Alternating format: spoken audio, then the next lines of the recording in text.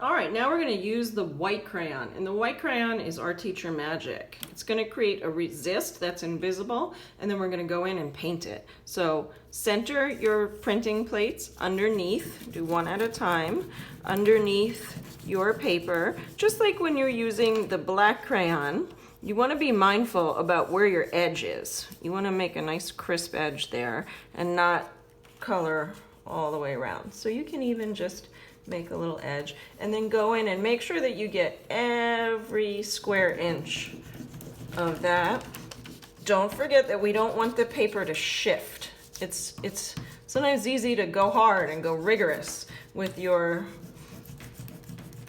rubbing, but you don't want that paper to shift, and then you would have like slightly off moments. So get a nice thick layer of the white on, being mindful of your edge and not shifting your page. Okay, and then move that printing plate out of the way, grab your water, and then think about some colors. Okay, I haven't used a lot of cool colors, so I think I'm gonna try that. And always start being real cautious so that you don't go off your edge too far. Think about where that was. You might even want to keep this here next to it to give you an idea of about how wide it is. I can kind of see the edge. That's the one tricky thing about the white crayon, is we have to kind of visualize where the edges are. Now, here's actually where my edge is, and I totally painted off the side of the road here. So I'm gonna turn it into just an area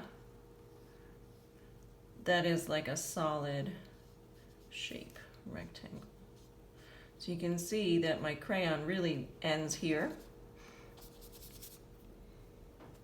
So I just made it work.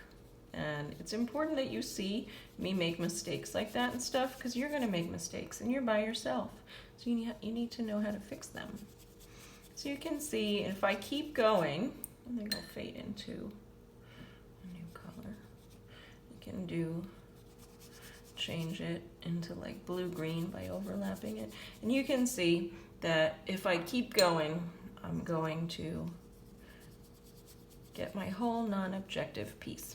Okay, and I would keep going until I got it exactly how I wanted it, and then I would go back in and probably rework it with the crayons. So let me show you an example of one. Here was my abstract rubbing that I did with the white. And then I went back in with my pen and kind of edged things, made them a little bit more defined, went in and started doodling. So what I want you to do now is to pause the video and make white crayon prints of each of your 3 printing plates, and then go back in with some of your other materials that you have and jazz them up a little bit. Okay, so pause that video and try working with the white crayon, some paint, and other materials. Thanks.